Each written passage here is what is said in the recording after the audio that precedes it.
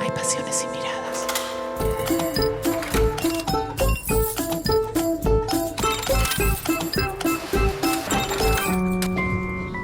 En el medio del arte.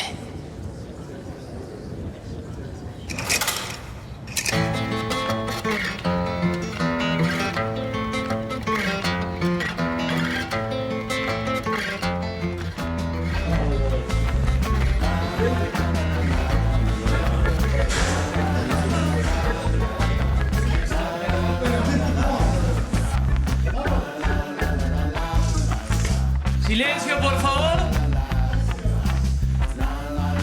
Mi amor, ¿qué quieres hacer con esto? El cine es, sin duda, el vehículo de expresión visual más complejo entre todas las disciplinas artísticas. Su largo proceso de producción requiere de las capacidades de una cadena de artesanos que se complementan para un fin común, un largometraje. ¿Cómo se hace una película? ¿Qué es un rodaje? ¿Y cuáles son los profesionales que, en definitiva, crean este arte colectivo? ¿Qué tal? ¿Cómo andan? ¿Quién es el director? Yo. Yago, ¿cómo andás? Bien, todo bien, por suerte. ¿Y? ¿Tranquilo? No. Para hacer una película es un trabajo en equipo, digo, está tu mirada, que es el guión y es la película que vos querés hacer, pero hay un montón de compartimentos, ¿no? En este trabajo que hace un equipo colectivo. Totalmente. Y indispensable y fundamental. Yo, a mí particularmente, cuando yo me decidí a estudiar cine, lo que me pasaba y lo que me resultaba más interesante de esto era justamente eso, un trabajo en equipo. Creo que esa creatividad y generar esa creatividad en todo el equipo es fundamental. Digamos, que haya una cabeza coordinadora, en este caso soy yo, el director, que dirige y comanda todas estas ideas, pero me parece fundamental las ideas de cada uno y la libertad y la capacidad de cada uno para formar parte de ese todo que es la película. Es un trabajo en equipo, es un gran trabajo en equipo. No existe el cine individual en el sentido de mi trabajo, por ejemplo. Yo pertenezco a un equipo y entre todos armamos una imagen que es una imagen única, donde cada fotograma es absolutamente único. Uno puede reconocer en una milésima de segundo un fotograma de una película que haya visto y que tenga archivada en la retina hace 30 años. Todo miembro de un equipo, de acuerdo al grado de participación que tiene el proyecto, es más o menos, pero todo miembro de un equipo, en cierta forma, se transforma realmente en un intérprete. Y un intérprete, por supuesto, no es solamente un espejo que refleja cosas. Es también un ser humano con todas sus construcciones, sus pasiones o sus búsquedas que realmente se integra creando, ¿no? Es muy raro definir el cine como creación grupal. Yo no estoy muy convencido. Yo creo que hay como creaciones, hay cierto margen de cada uno de los técnicos para una creación propia y otra parte en la cual no puede crear, sino que tiene que cumplir exactamente y estrictamente lo que le han pedido. O sea, no tiene margen para inventar o para crear. Entonces yo no sé si el cine es una creación grupal. Sí hay algunos cargos que tienen más margen. Dirección de fotografía, vestuario, escenografía. Con el director, porque de última es el director el que aprueba o el que pide lo que hace toda esta gente, cada uno de estos técnicos. La creación es siempre colectiva. No hay otra forma de hacer cine. Nadie puede decir en el mundo haber hecho una película solo. Totalmente solo, digamos. Hay gente que puede escribir el guión, producirlo, dirigir, incluso hacer la fotografía y el montaje. Pero alguien tiene que actuar y alguien tiene que hacer el sonido y alguien tiene que distribuirla, y etcétera, etcétera, etcétera. El gran mérito del director de una película es el del director de orquesta. Es una figura muy usada y muy repetida. O sea, el director de orquesta saca de cada instrumento la mejor nota, la mejor afinación para que la sinfonía total y final, digamos, suene lo mejor posible.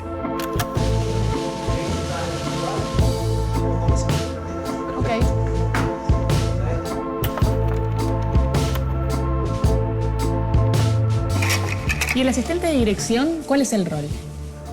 El asistente de dirección tiene una especie de doble rol, que por un lado es acompañar al director desde un lugar artístico, tratando de entender cuál es la película, esto que Yago decía, y tenemos que lograr hacer la mejor película que Yago quiere hacer. También ser un brazo cercano a producción para saber que la película que él quiere hacer se puede hacer dentro de las particularidades y variables que la producción puede asumir. ¿Y esto qué están haciendo acá? ¿Qué es? Y estos son los primeros bocetos de storyboard de cómo sería cada uno de esos planos. Por ejemplo, acá, mira, cuando hay un traveling, digamos, vamos haciendo flechitas, marcas, digo, es un laburo muy todavía bocetado para ir. Y se va pensando por escena. Sí, Sí. Y cada escena tiene distintas tomas, distintos planos. exactamente. Antes de meternos en el rodaje, en lo que se llama la preproducción, que es donde los aportes de toda esta gente o estas cabezas de equipo son claves. Son donde se generan, digamos, proponen cosas, se cambian cosas, se modifican. Creo, para mí es una de las partes fundamentales, porque es donde realmente se cocina la película, lo que luego se va a hacer. Después, una vez que empezó el rodaje y esto está muy bien, y está la película muy bien preparada, con mucho tiempo, se calcula que el tiempo mínimo de preparación en una película sencilla es el mismo tiempo que de rodaje.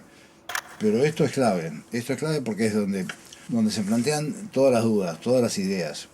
En el caso mismo de los actores, es decir, en las reuniones que se hacen con los actores es el momento que tienen los actores para discutir el guión, plantear qué es lo que no ven bien, lo que cambiarían o cómo lo harían. Se hacen lecturas de guión para ver por qué lado anda cada uno de los actores, pero todos, no solo los protagonistas. Y llega un punto en que ese guión se cierra, en el momento que estamos todos de acuerdo que esto es así, que se hicieron las correcciones, que se plantearon, está todo más bueno. A partir de ahí a saberse la letra.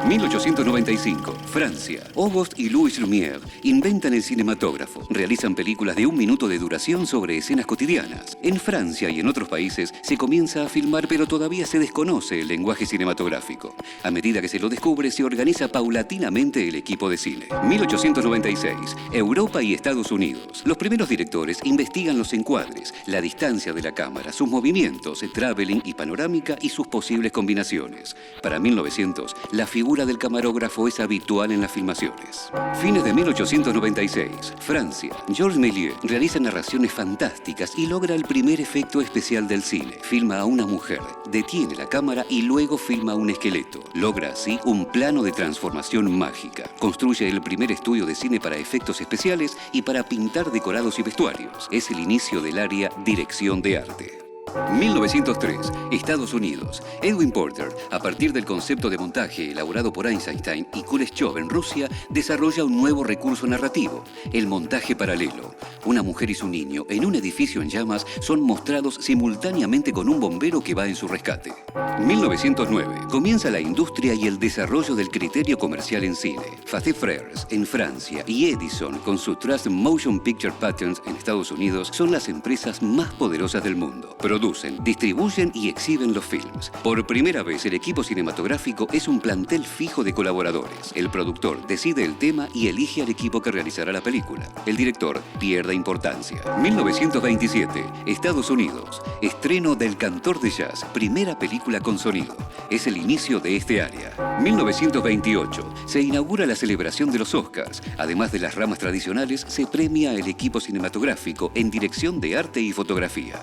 1931, Argentina.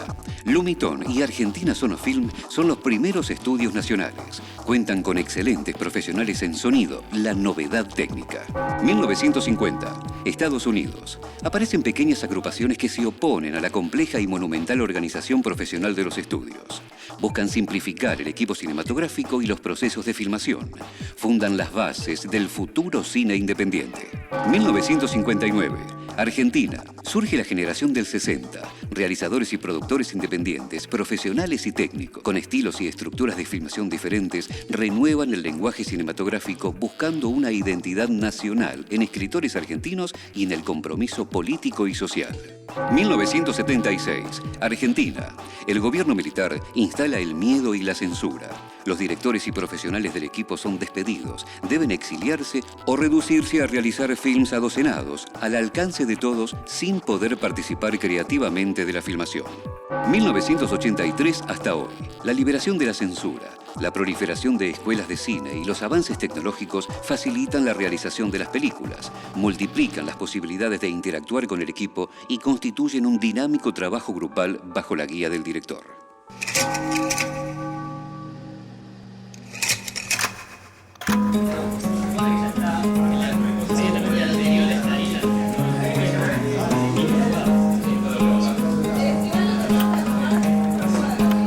Yo terminé el guión, digo, más allá que hay algunos cambios, pero el guión, yo ya confío en ese guión. Fueron 2 años de trabajo, se tomaron decisiones, este es el guión. Entonces, cuando viene hago un ensayo, por ejemplo, no, y acá el personaje podría hacer tal cosa, empecemos por qué no.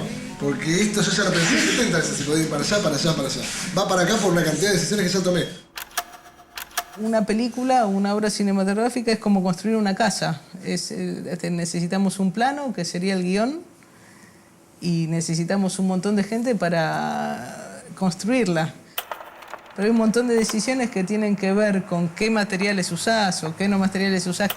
Esas decisiones tienen que ver con calidad y con precio, que las toma una persona, digamos.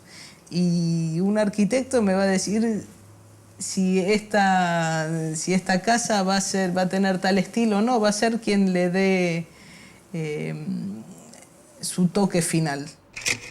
Yo particularmente considero que el guionista es el que marca la pauta fundamental del cine y el autor de una película puede considerarse el guionista. Es autor primitivo. Claro, puede considerarse que el guión puede analizarse de distintas maneras y entonces ahí es donde el director pone su firma. Nosotros seguimos a ese director.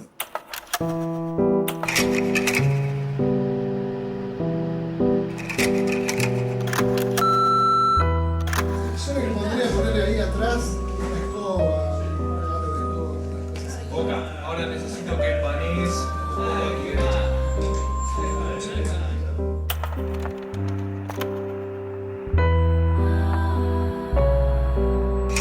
¿Cuál es tu rol en este equipo cinematográfico? Bueno, soy el productor de la película y productor ejecutivo. ¿Y cuál es la diferencia? Y bueno, como productor soy el responsable legal, financiero, darle viabilidad, buscar los recursos y poder llegar a que se concrete, digamos. Y en la producción ejecutiva se desarrollan más acciones concretas para llevar a cabo la película en sí. La contratación del personal, de los actores, de las locaciones, de cada técnico, de los servicios. Y poder que ese presupuesto pensado para desarrollar la película se pueda concretar. Muchas veces las selecciones de los equipos técnicos nacen del director y de los productores. Porque entendemos que, digamos, tenemos que armar un equipo técnico que nos ayude a llevar a cabo nuestro emprendimiento, ¿no? Que es contar una historia. Tiene que tener sus detalles, tienen que tener sus matices cada una de estas elecciones, desde el director de arte hasta el eléctrico. Digo, cada uno tiene que entender la historia a su forma. La elección de un equipo en cine no está marcada por el guión. En principio está marcada por el gusto del director, que es el que elige el equipo, por lo menos a las cabezas de equipo. En el caso mío yo le doy libertad, digamos, a cada cabeza de equipo de elegir a sus colaboradores, con excepción de cámara. Y si yo defiendo mucho, que es otra de las cosas que se han puesto de moda, que es eliminar al segundo operador o al cameraman. Y yo lo defiendo a muerte. Yo me peleo, cada película que hago me tengo que pelear con el productor. Pues si no, yo no trabajo con el director de fotografía haciendo cámara. El director de fotografía pone las luces. Y yo quiero un segundo operador, o sea, un cameraman, porque es mi ojo. Es mi ojo. Si es un tipo confiable, que tengo pocos por ahí, 2 o 3, yo lo miro por cámara.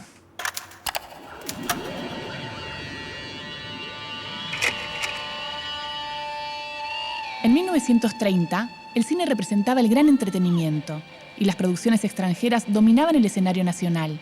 Pero entonces llegó el sonido. Este permitió el uso coloquial del idioma y que el público inmigrante o poco alfabetizado pudiera seguir el filme, además de ver y escuchar a sus artistas preferidos de la radio y el teatro. Esta innovación técnica fue el motor que llevó a la creación de los estudios pioneros en el cine nacional, Lumiton y Argentina Sonofilm. En 1931, en Munro, provincia de Buenos Aires, César Guerrico, Enrique Susini y Luis Carranza, profesionales del sonido, fundaron los estudios Lumiton. Con el nombre hicieron alusión al nuevo descubrimiento del cine, el sonido. Lumi luz y ton sonido. El estudio, diseñado tomando como modelos los existentes en Hollywood, tenía 15 metros por 35. Técnicamente, contaba con todo lo necesario para la realización de una película. Estaba equipado con laboratorios, microcines, camarines, talleres de carpintería y una utilería de las más importantes del cine argentino. Contando los sectores de administración y de distribución, el personal llegaba a las 400 personas. Para preparar a los operadores de Lumiton, Susini viajó a Hollywood y contrató a 2 técnicos, el fotógrafo John Alton y el montajista Laszlo Kish. Poco después, Ángel Mentasti, con dinero prestado y sin estudios propios, funda Argentina Sonofilm. En abril de 1933 estrena Tango, que dirige Luis Moglia Bart. El sonido no es muy bueno, pero las primeras palabras que se escucharon fueron las de Azucena Maizani, que desde los títulos entona la canción de Buenos Aires. El elenco se completa con Libertad Lamarque, Pepe Arias, Tita Merelo, Luis Andrini y otros. Entre los músicos están Osvaldo Fresedo, Juan de Dios Filisberto y Juan D'Arienzo. Solo 21 días más tarde, Lumiton estrena Los Tres Berretines, pero esta película ya posee un sonido óptico de excelente calidad. Es codirigida por todo el equipo de trabajo, aunque figura solo Susini como director y logra un enorme éxito comercial. El cine apuntó al público masivo. En los filmes, el equipo cinematográfico ayudó a construir personajes, vestuarios que se transformarían en modas, escenarios que recreaban lugares de la vida real o fantasías deseadas. Articuló así un espacio simbólico, donde el espectador se identificaba, fraguaba sus sueños y las problemáticas sociales encontraban una vía de expresión, colaborando activamente con la configuración de la identidad nacional. Y hacia 1935 ya nadie dudó de que el cine argentino fuera una floreciente industria nacional, con un extraordinario futuro.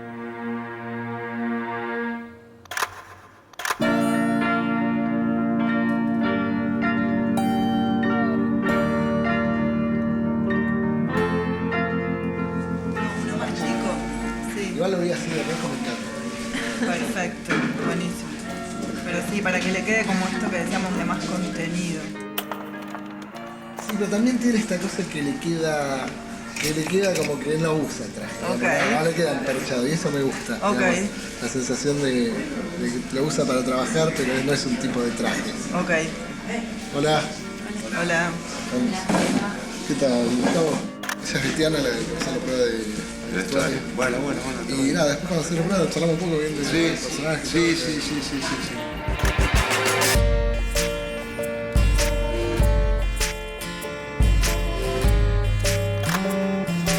Yo creo que el espectador no ve la creación colectiva.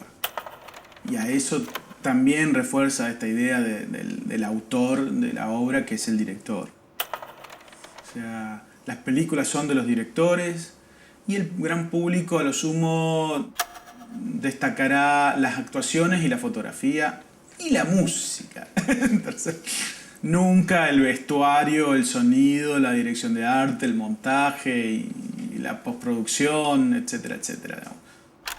Mira, para mí una película es buena cuando nadie ve. Uno tiene que ver la película y no tiene que ver el vestuario. Él se tiene que creer la historia que le estás contando. Si alguien ve la fotografía más que otra cosa, es que está trabajando desparejo, no está trabajando uniformemente. Sáqueme esta chica de encima, por favor. Tengo un día en la película y ya me probó 4 ron. Los diccionarios incorporan los usos que hacemos de las palabras, fijan los valores que los grupos sociales les asignamos. Revisarlos y poder cuestionar cómo hablamos en torno al arte quizá nos permita salir del invisible cerrojo del mito. ¿Qué decimos, por ejemplo, cuando hablamos de una obra original? De la familia de la palabra origen, que se toma del latín origo, ignis, derivado de oriri, que antiguamente remitía a salir los astros. Etimológicamente llegamos a original, que es aquello perteneciente o relativo al origen. Hoy, la Real Academia Española define el original como dicho de una obra científica, artística, literaria o de cualquier otro género que resulta de la inventiva de su autor, dicho de cualquier objeto, que ha servido como modelo para hacer otro u otros iguales a él, dicho de la lengua de una obra escrita o de una película, que no es una traducción, que tiene en sí o en sus obras o comportamiento carácter de novedad. Todas las acepciones nos hablan de una esencia incomprobable, el origen. Las religiones, las ciencias, buscan desesperadamente ese punto primero. Como si quisiéramos olvidar que nos hacemos de aquello que fuimos o de nuestras proyecciones, el mito de la originalidad nos paraliza al momento de pensar que lo creado no debe tener precedentes. Ser original es aportar nuevos sentidos y nuevas formas de conocer lo que nos rodea. Las maneras de hacerlo son múltiples. Como en todas las expresiones sociales, en arte las obras se releen, se critican, se entrecruzan.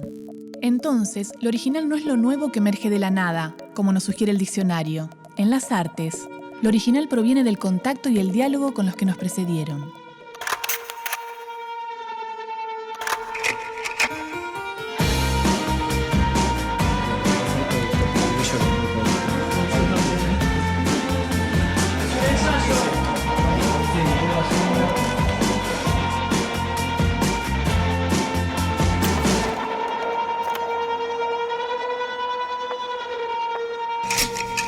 ¿Sonido? Silencio. Acción.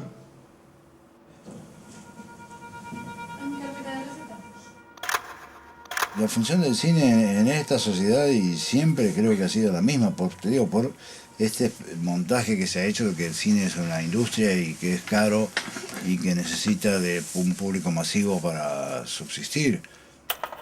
Entonces la función del cine, en primer lugar, es entretener, ¿no?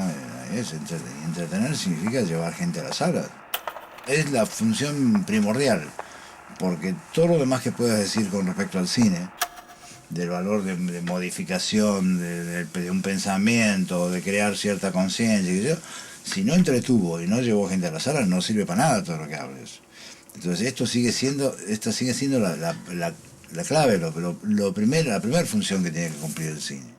Tiene muchos roles el cine, tiene un rol social, tiene un rol comercial y tiene un rol que es el entretenimiento del siglo XX-XXI. Entonces es un atractivo, nos estamos comunicando cada vez más con imágenes, entonces esas imágenes tienen un poder muy importante en la vida de todos los mortales y al ser tan popular es un arte absolutamente, no sé, vital, digamos. El cine es un arte muy poderoso y puede hacer que, así como hay gente que vio una película y dice yo quiero hacer cine el resto de mi vida, hay películas que le han cambiado la vida a mucha gente. Entonces, trabajamos sobre los sueños, los anhelos, las frustraciones, las vergüenzas. Nuestro cine es un espejo de lo que somos, primero. Y yo quiero ver el espejo de lo que somos ahora de acá a 20 años. Como me gusta ver lo que eran las películas de los 40 y de los 50, de lo que era la Argentina en ese momento y lo que son otros países. Para mí es una memoria visual, es una memoria activa visual. Mariano. Vamos. No mires a la nada, quédate mirando la carpeta. Mi amor, ¿qué hacemos con esto? Como mirando la carpeta hasta si querés ojearle un toque. Cada rodaje cinematográfico es, en definitiva, una fábrica productora de contenidos, donde la mano de obra de cada uno de sus trabajadores se pone al servicio de una historia, con el fin último de producir en colectivo valor cultural. ¡Acción!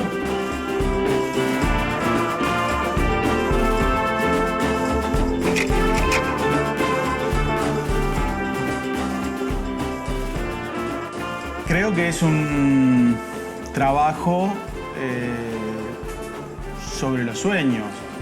Yo creo que el cine, como todo, es una expresión. La expresión es parte, digamos, de la necesidad de comunicarnos. Se da la rareza de que el cine considero que es quizás la única actividad que nuclea distintas profesiones para un bien común o para un motivo común.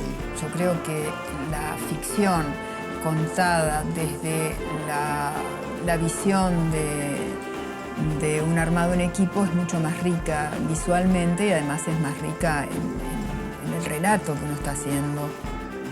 Pero a mí me divierte mucho esto de conseguir que ellos se metan en el personaje y que yo lo que haga es casi, yo prácticamente a veces siento que estoy haciendo como un documental de lo que hacen ellos, ¿no? De esta escena que ellas están haciendo es como un documental. Y busco los ángulos donde poner la cámara y se vea mejor.